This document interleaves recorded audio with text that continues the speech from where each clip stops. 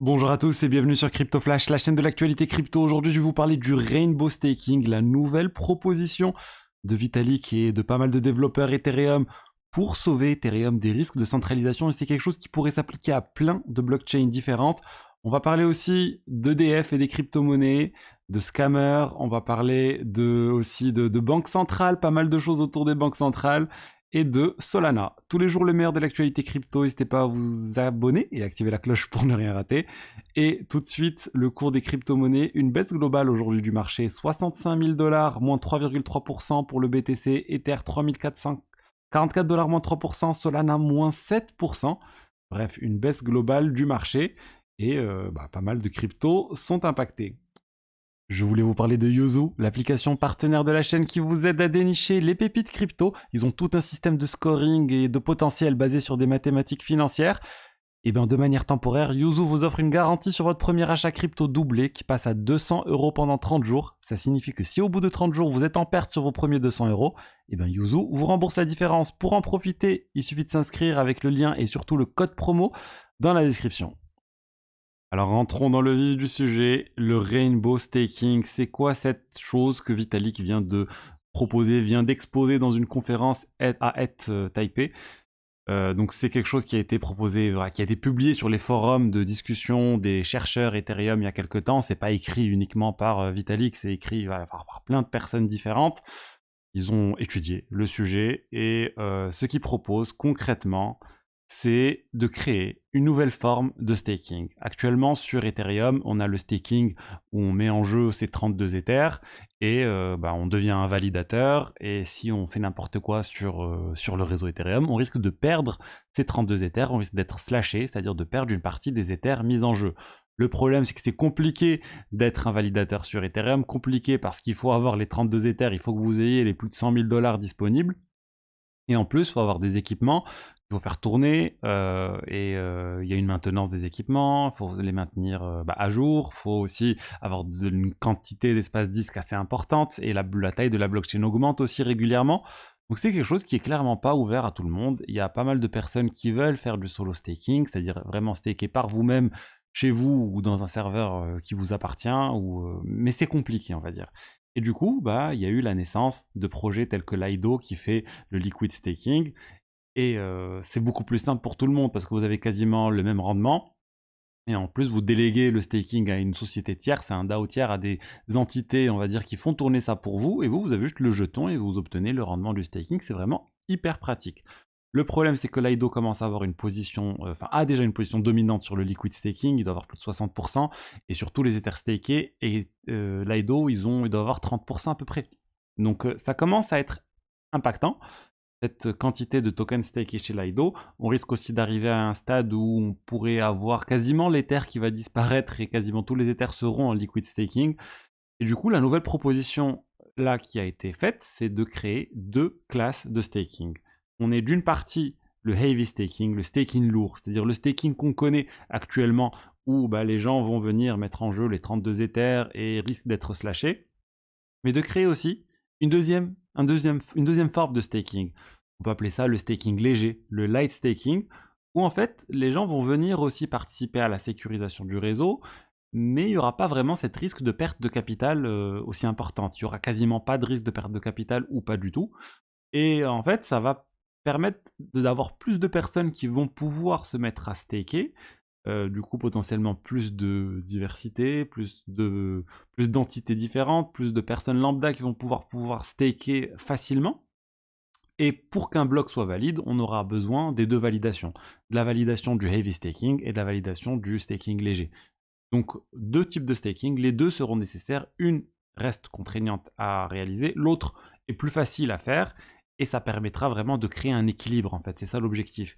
L'idée qui dit, c'est que si on ne crée pas de solution simple pour les personnes qui ont de l'Ether, mais qui ne veulent pas se casser la tête à pouvoir maintenir des nœuds, etc., ces personnes-là vont continuer à se diriger vers le liquid staking, et ça crée des problèmes de centralisation sur le réseau Ethereum. On peut parler des risques de censure. Imaginons que Lido décide de censurer telle ou telle transaction, c'est quelque chose qui pourrait arriver. Alors que si c'est décentralisé, s'il y a le plus de personnes possibles qui stake et que vraiment c'est robuste et c'est ouvert à tout le monde et on peut le faire dès 100 $, des 1000 $, et on va avoir beaucoup plus de monde et le réseau Ethereum sera beaucoup plus robuste. Ça, c'est vraiment valide sur la plupart des blockchains. Toute blockchain peut venir implémenter ce type de staking qui est proposé. On va voir maintenant si ça va être implémenté. On n'en est pas du tout à l'implémentation, on est toujours à l'état de discussion, de voir est-ce que les gens sont d'accord, est-ce que ça va être adopté. C'est limite des discussions philosophiques à ce stade, mais c'est vraiment très intéressant de voir qu'on continue de proposer des choses sur ce réseau. Ensuite, aussi une bonne nouvelle sur le staking et la centralisation du staking, c'est aussi une autre centralisation qu'il y a sur le réseau liée au type de logiciel qui est utilisé pour faire tourner le staking. C'est principalement Geth, G-E-T-H, Go Ethereum. Et là, on a Coinbase Cloud qui vient de dire on vient de basculer une très grande partie de nos nœuds sur un type de logiciel qui est beaucoup moins utilisé, qui s'appelle Nethermind. Donc ça, c'est une bonne chose aussi. On commence à décentraliser et à avoir plus de logiciels différents, mieux répartis, qui font tourner le réseau Ethereum. Ensuite, on va parler maintenant d'autre chose, de la blockchain Chiliz avec la filiale d'EDF Exaion qui devient un validateur de Chiliz. Ça, c'est assez important aussi, ça donne de la crédibilité à Chiliz. Exaion, voilà, on connaît, ils sont très positionnés principalement sur tous les sujets cloud et staking, ils restent loin du proof of work. Mais voilà, après le PSG qui était devenu un validateur de Chiliz, on a maintenant Exaion, et tant mieux pour Chiliz. Ensuite, on a eu un scam. On a eu un scam qui a eu lieu il y a quelques temps maintenant, enfin il n'y a pas longtemps. Ça s'est passé sur Base et ZachXBT vient de révéler l'identité et comment le scam s'est déroulé. C'est a priori un Français qui est derrière cette arnaque, ce rug pull si on peut dire. Il y a eu un lancement d'un nouveau token, qui s'appelle Ticker. Vous savez, les divers tweets qu'on a pu voir circuler avec des adresses qui étaient partagées sur Twitter et les gens qui envoyaient de l'argent. On a beaucoup vu ça sur Solana, mais on commence à voir ça aussi sur Base. Et ben, ils ont levé ils ont levé 3 millions de dollars. C'est assez énorme le montant levé. Et il y a un des développeurs qui a reçu l'argent, qui s'appelle Jolan, a priori, qui a reçu cet argent. Il a reçu 15% de tout l'argent et du coup, il a pris 13%, il a pris 900 000 dollars. Il les a récupérés pour lui.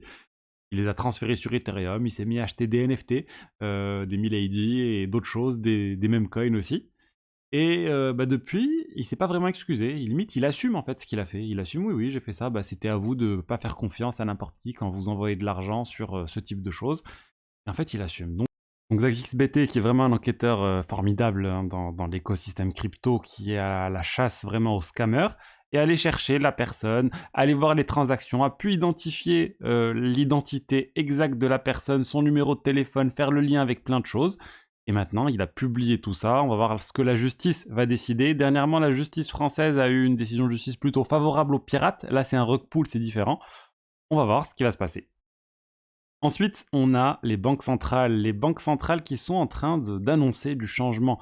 On a la Banque centrale suisse qui vient de baisser son taux directeur de 0,25%. C'est un peu une annonce inattendue et c'est la première vraiment grande banque centrale qui fait ce type de baisse. Pourquoi? Parce que ils arrivent à maîtriser l'inflation. Au niveau des États-Unis, la Fed n'a pas fait de baisse là il y a 1 ou 2 jours sur les taux directeurs. Ils ont maintenu le même taux directeur, mais ils s'attendent à une baisse d'ici la fin de l'année. On parle même potentiellement de 3 baisses d'ici la fin de l'année. Donc vraiment, c'est quelque chose qui était très attendu pendant le bear market. Là, on est pendant le bull market, donc on en parle moins. Mais vraiment, ça pourrait relancer et donner du dynamisme à l'économie, aux actions, à tous les actifs risqués, donc y compris les crypto-monnaies. Ensuite, je voulais vous parler de Solana et de CoinGecko Research, donc la branche recherche de CoinGecko, qui vient de publier quelque chose qui nous dit que Solana, c'est la blockchain la plus populaire depuis le début de l'année. C'est assez énorme, c'est vraiment de loin la plus populaire. On parle de 50% de trafic lié à Solana, alors qu'il y a à peine 12% lié à Ethereum, 5% à BNB, 4% à Cosmos, 4% à Avalanche. Pourquoi? On s'en doute, hein, vous voyez comme moi tout ce qui se passe sur Solana avec les mêmes coins, les ventes, il y a eu pas mal d'airdrops, il y a eu beaucoup de choses sur Solana dernièrement. Voilà, bravo à eux d'avoir réussi à créer ce buzz autour de la blockchain. Il y a vraiment de l'utilisation aussi. La blockchain, on la disait, morte hein, avec l'affaire FTX et finalement elle est clairement revenue sur le devant de la scène.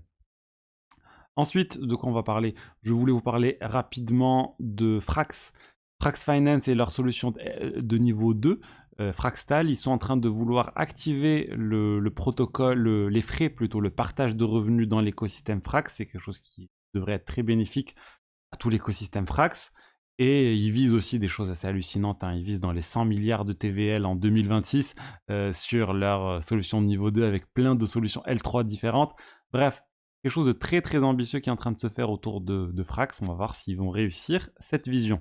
Voilà ce que j'avais à vous dire aujourd'hui sur les diverses actualités crypto. J'espère que le contenu vous a plu. Si c'est le cas, n'hésitez pas à liker, commenter, vous abonner. Je vous dis à demain pour la suite. Au revoir.